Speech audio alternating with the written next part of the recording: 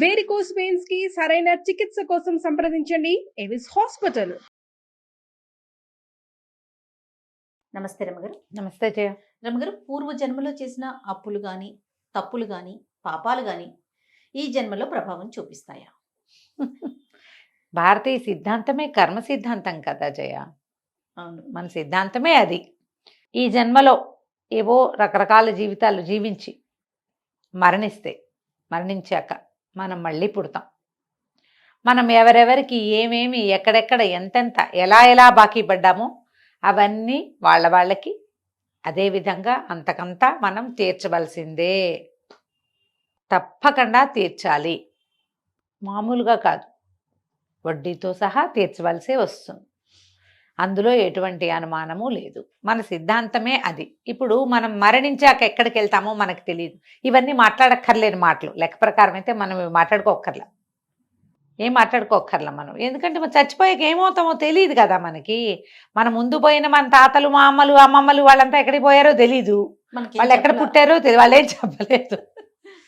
నేను ఇక్కడ పుట్టానురా మనవడా, పుట్టాను మనవరాలని మనకేం చెప్పరు కదా. వాళ్ళు ఎక్కడైనా ఉండొచ్చు, ఏమైనా చేయొచ్చు, అసలు పుట్టకపోవచ్చు కూడా. ఇప్పుడు అది ఎలా మనం వినలేదో మన సంగతి కూడా మనకు తెలియదు. కాబట్టి వినక్కర్లా, మాట్లాడుకోకర్లా మనం. కాకపోతే మనం ఇప్పుడు రెగ్యులర్గా కొన్ని వాక్యాలు వింటాం. రుణానుబంధం అనే. ఎక్కడి నుంచి వచ్చింది రుణం? మనం ఒక ఇంట్లో పుట్టాం పెరుగుతున్నాం. వాళ్ళు ఎవరికో సడన్గా మనం ఒక సహాయం చేస్తాం. ఏదో జన్మలుగా రుణపడి ఉన్నారు, అందుకే వీళ్ళు ఇక్కడ కలిశారంటారు. ఏ జన్మలుగా మనం అసలు ఒకళ్ళకి పుట్టడం కూడా వాళ్ళతో రుణానుబంధం ఉంటేనే పుడతాం.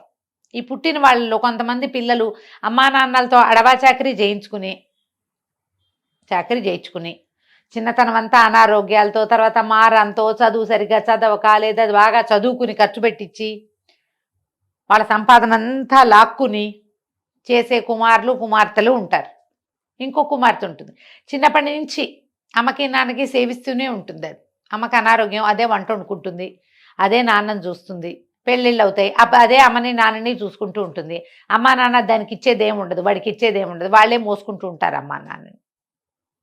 వాళ్ళే అమ్మా నాన్నకి దాసిగా ప్రవర్తిస్తారు. ఒక్కోసారి అమ్మా నాన్న దాసులు అవుతారు, ఒక్కోసారి పిల్లలే దాసులు అవుతూ ఉంటారు. వాళ్ళ రుణానుబంధం. ఒక కుమారుడు ఒకళ్ళ ఇంట్లో జన్మించాడు అంటే వాళ్ళిద్దరిలో ఏదో రుణం ఉండే పుట్టాడని మన సిద్ధాంతమే అది. బేసిక్ రూల్, ఇండియన్ రూల్, భారతీయ కర్మ సిద్ధాంతం అది.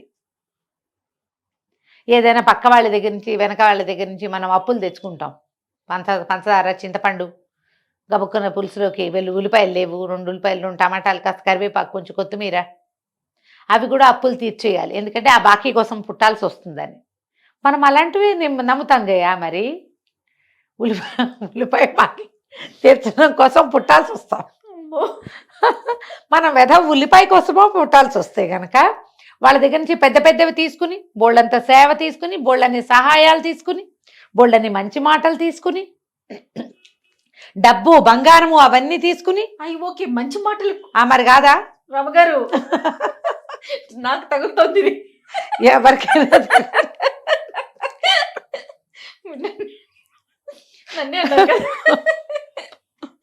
కాదమ్మా, ఒట్టి పుణ్యానికి నీకెందుకు మంచి మాటలు చెప్పాలి నేను? నాకు చెప్పు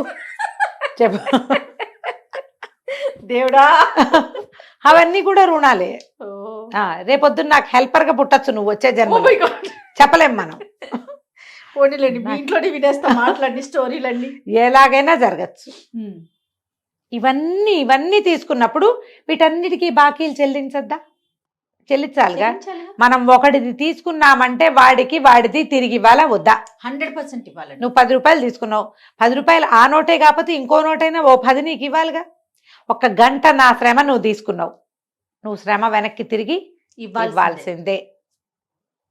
అంచేత మనం కింద జన్మలో బోల్డని బాకీలు చేస్తే, బోల్డని అప్పులు చేస్తే,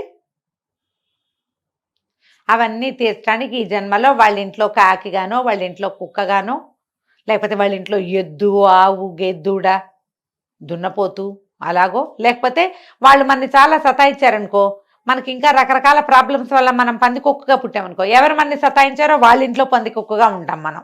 వాళ్ళని కాల్చుకు తింటాం అన్నమాట. అదే. వీళ్ళు ఏ జన్మలోనో ఎవరినో చంపుకు తిన్నారు, వాళ్ళకి ఈ పందికి ఒక్కొక్కటి చంపుతుంది. ఏ పదార్థాన్ని, పిల్లులు ఉంటాయి జయ, కొన్ని చోట్ల పిల్లులు ఉంటాయి కదా, అంతసేపు పిల్లి తాగేస్తుంది పాలు వాళ్ళ ఇంట్లో, పిల్లి తాగేస్తుంది వాళ్ళ ఇంట్లో. ఎవరి పక్కింటి వాళ్ళ కుక్కొచ్చి వీళ్ళ కుండలో మూతి పెడుతుంది, వీళ్ళ వస్తువుల్లో మూతి పెడుతుంది. నిజంగా అలా జరుగుతాయి. ఒకప్పుడు ఎప్పుడో సంగతి చెప్తా. మూర్తి గారని మాకు బాగా మంచి ఫ్రెండ్స్. ఈ మధ్యకాలంలో కలవలేదు జయ. ఒక 25-30 సంవత్సరాల క్రితం వారితో రెగ్యులర్గా మాట్లాడేంత ఫ్రెండ్షిప్ ఉండేది. క్రమంగా కాలక్రమంగా మనుషులను సెపరేట్ అవుతాం, వాళ్ళు కూడా అవతలకి ఎక్కడికో వెళ్ళిపోయారు. వాళ్ళని మమ్మల్ని కలిపి ఉండే ఒక తీగ కట్ అయిపోయింది అనుకో, ఇక వెళ్ళిపోయింది. ఒకసారి ఒక సందర్భంలో ఆయన జ్యోతిష్యం అవి చెప్పేవారు, కథలు కూడా రాస్తారు, రాసేవారు. ఈ మధ్యకాలంలో ఎలా ఉన్నారో మరి, కథలు చాలా బాగుంటాయి. వాళ్ళ ఇంట్లో ఎప్పుడు పిల్లి తాగిపోతుంది పాలంటే, ఆ పిల్లికేం రుణపడారు ఉన్నారో రమాదేవి వాళ్ళు. ఏ జన్మలోనో వాళ్ళ గేదె నుంచో, ఆవు నుంచో, మేక నుంచో పాలు పిండేసుకుని ఉంటారు వీళ్ళు. అది ఇక్కడ ఈ పిల్లి రూపంలో వీళ్ళ పాలు, వీళ్ళకి ఆ పాలు పనికిరావు కదా, పిల్లి మూతి పెట్టిన పాలు వాడతామా, పారబోస్తారు, వృధా అయిపోతున్నాయి. కింద జన్మలు. అందుకనే ఏదో ఒక్కసారి పిల్లి మూతి పెట్టడం కాదు, ఎంతసేపు, రోజు చాలా ఫ్రీక్వెంట్గా. దానికోసం ఒక గిన్నెలో పాలు పోసి అక్కడ పెట్టమని చెప్పు వాళ్ళని అన్నారు. అది దాని రుణం తీరిపోతుంది. ఒక గిన్నెలో దానికోసం పెట్టి చెప్పాలి వాళ్ళకి అని చెప్పారు. ఎంత గుర్తుందో, కనీసం 29-30 మా పెద్దబ్బాయి కూడా పుట్ల, అంత పాత సంగతి. ఆ మాట మర్చిపోలేదు నేను. ఆ రుణానుబంధం అనేది అసలు దాన్ని తీయలేము జయ మన జీవితాల్లోంచి. నువ్వు ఏది నమ్మద్దు అసలు. కర్మానుభవం లేదు, ఏమంటారు కర్మ సిద్ధాంతం లేదు, ఏమీ లేవంటావు నువ్వు అతిష్టం, ఏదో ఇష్టం, నీ ఇష్టం అది. కానీ నువ్వు దారైపోతూ రోడ్డు మీద పడ్డావు, ఎక్కడో పడిపోయావు ఢామని, ఎవరో తెలియదు, ఒక ముష్టివాడు వచ్చి నిన్ను లేవదీస్తాడు, అడుక్కునేవాడు. రోడ్డు మీద ఎవరో ఉంటారు కదా మరి ర్యాండమ్గా, వాడే ఏం చేస్తాడు, వాడి దగ్గర ఒక పాత డొక్కు సీసాలో ఉన్న నీళ్లు నీ మొహం జల్లుతాడు. నీ ఫోన్లో ఇంచే వాడు ఎవరికైనా ఫోన్ చేయొచ్చు, నువ్వు వెళ్తావు, ఇల్లు చేరిపోతావు. వీడెవరు? ఒక ర్యాండమ్ వ్యక్తి ఎవరో నీకెందుకు సహాయం చేశాడంటావు? దానికి ఒక కారణం చెప్పగలవా నువ్వు? మానవత్వం, ఇలాంటివి చెప్తారు. మానవత్వంతో చేశాడు. మానవత్వం అయినా అక్కడ 15 మంది ఉంటే ఒకడే ఎందుకు చేశాడో నువ్వు నాకు చెప్పు. ఆ 15 మందిలో ఒకడే ఎందుకు చేస్తాడు నీకు? ఖచ్చితంగా రుణానుబంధమే. ఒప్పుకోవాలి కదా, ఒప్పుకోవాలి రమ్ గారు. తప్పకుండా. మనం ఎక్కడికో బయలుదేరాం, బస్సులన్నీ మిస్ అయిపోయినాయి, బస్సులు లేవు, ఆటోలు లేవు, ఎవరో పోతుంటారు దారిలో, వాళ్ళు వచ్చి వాళ్ళు మన బండెక్కించుకుంటారు. మన జీవితానికి టర్నింగ్ పాయింట్ అయిన ఒక ఎగ్జామ్ హాల్ దగ్గర మమ్మల్ని వాడు దింపుతాడు. నీకు ఇక్కడ ఏ అవకాశము లేదు. వాడెవడో ఒకడు వచ్చాడు, వాడి పేరు తెలియదు, ఊరు తెలియదు, నీకేమీ తెలియదు. ఇలాంటి సంఘటనలు జీవితంలో ప్రతివాడికి ఏదో ఒకసారి ఎదురుపడవా జయ? ఖచ్చితంగా అవుతాయండి కదా. పోనీ నీకు అవ్వవు, నువ్వు నీ ఫ్రెండ్స్ దగ్గరైనా వింటావు, అంటే ఎవడో దింపాడు ఆ టైంకి, దేవుడిలాగా వచ్చాడు అంతే. మనం అయితే దేవుడు అంటాం, లేకపోతే వాడెవరో మనకి రుణపడి ఉన్నవాడు మన బాకీ ఎక్కడ తీర్చాడు, మన జీవితపు టర్నింగ్ పాయింట్లో మనని బట్టికెళ్ళి నించోబెట్టేస్తాడు వాడు. నేను ప్రతిసారి చెప్తా, నా జీవితపు టర్నింగ్ పాయింట్ సుమన్ టీవీ. నేను ఇక్కడికి ఎట్లా వచ్చాను, తర్వాత ఏం పెద్ద స్నేహం కొనసాగలా, ఈ టర్నింగ్ పాయింట్ మాత్రం విజయలక్ష్మి వల్ల వచ్చింది. రుణానుబంధమమ్మా. తర్వాత ఏం సాగలేదు పెద్దగా, సాగింది అసలు కాదని నేను అంటల్లా, కానీ ఇక్కడ నా జీవితం కొనసాగినట్టుగా, నా జీవితానికి ఇంత అత్యద్భుతమైన టర్నింగ్ పాయింట్ వచ్చినట్టుగా అదంత వర్కౌట్ గాల, అయిపోయింది. ప్రతి వాళ్ళకి మన చిన్నప్పటి నుంచి పెద్ద అయ్యేదాకా ప్రతి మలుపులో, ప్రతి గెలుపులో ఎవరో ఒకళ్ళు ర్యాండమ్ పీపుల్ వచ్చి సహాయం చేసింది ఉంటుంది. వాళ్ళకి కాక వీళ్ళు కూడా, మనం కూడా వాళ్ళకి ఒక ప్రత్యేకమైన సందర్భాలలో మాట సాయమో, పని సాయమో, సమయానుకూలమైన ప్రవర్తనతోటో మనం ఎవరో ఒకళ్ళ దగ్గర నుంచుంటాం. ఒక్కొక్కసారి చాలా మంది ఇబ్బందులకి కారణమవుతాం మనం ఒట్టి పుణ్యానికి. అనవసరంగా అసలు అక్కడ ఉండకూడదు, మనం అనవసరంగా వెళ్తాం, మన వల్లే అక్కడ ఏదో బ్యాడ్ సిచ్యువేషన్ వస్తుంది. జరుగుతాయి అట్లా. ఇప్పుడు నేను నీకు చెప్పటల్లా అదేం జరిగిందో, కానీ ఎవరికి వాళ్ళకి తెలుసు కదా. అంతేగా. నాకు నా లోపల తెలుసు, నీకు నీ లోపల గుర్తొస్తుంది. విన్న ప్రతి వాళ్ళకి గుర్తు రావాలి కదా.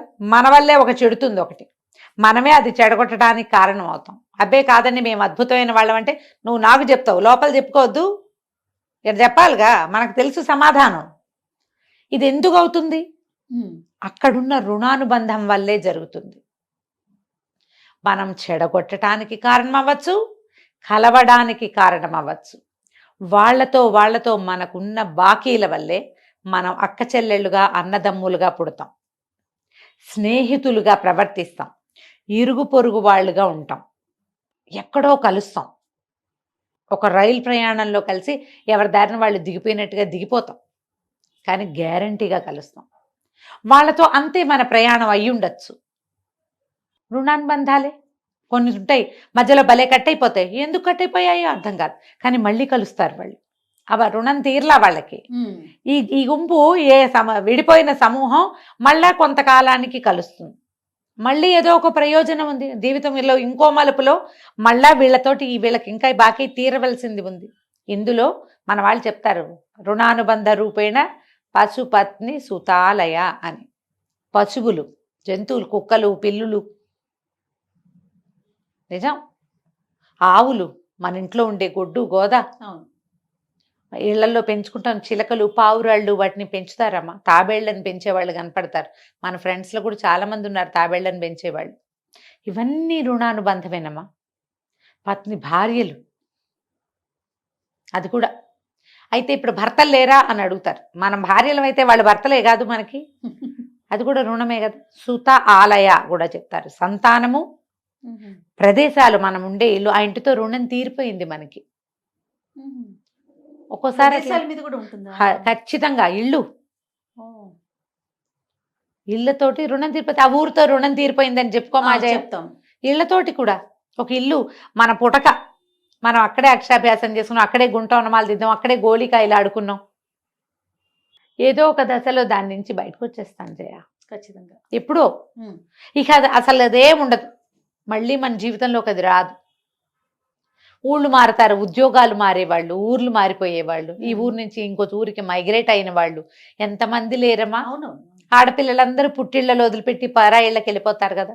కొంతమందికి మళ్ళీ మళ్ళీ మళ్ళీ మళ్ళీ పుట్టింటికి వెళ్ళి అక్కడే గడిపే అవకాశం కొన్ని జీవితాలకు లభిస్తుంది. అందరికీ అదృష్టం ఉంటుందా? ఉండదు.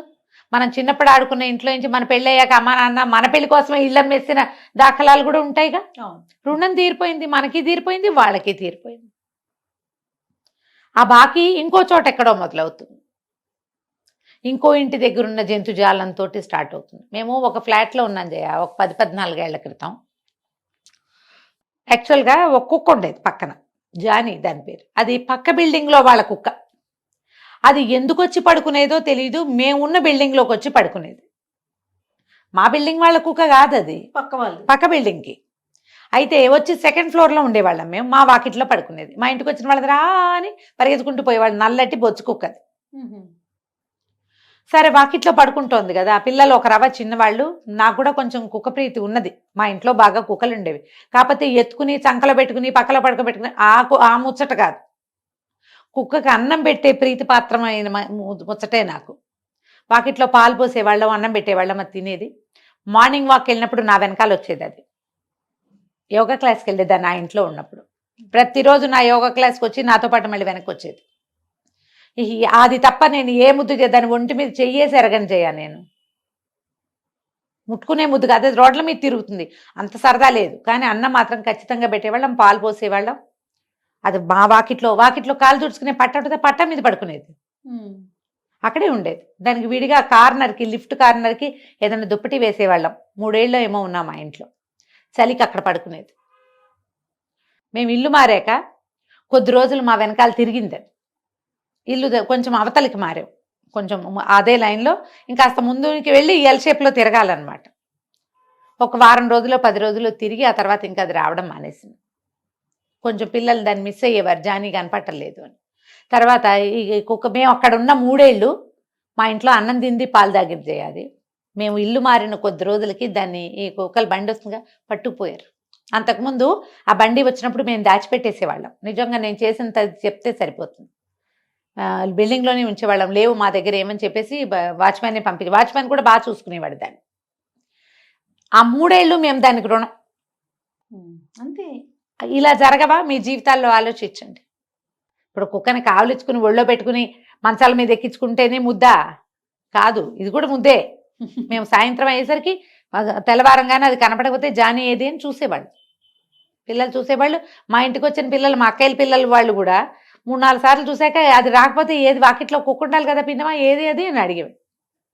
ఇల్లు మారాక మాకు పోయింది, దానికి పోయింది, చివరికి అదే పోయింది పాపం. మనం చెప్పలేకపోతాం చూడు.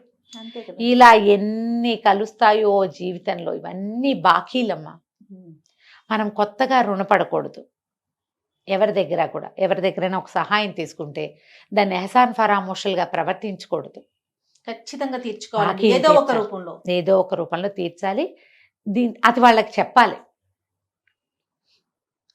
సహాయం తీసుకుని తలకాయలు తిప్పేసి వెగటుగా మాట్లాడి చిన్నబుచ్చి చేయకూడదు.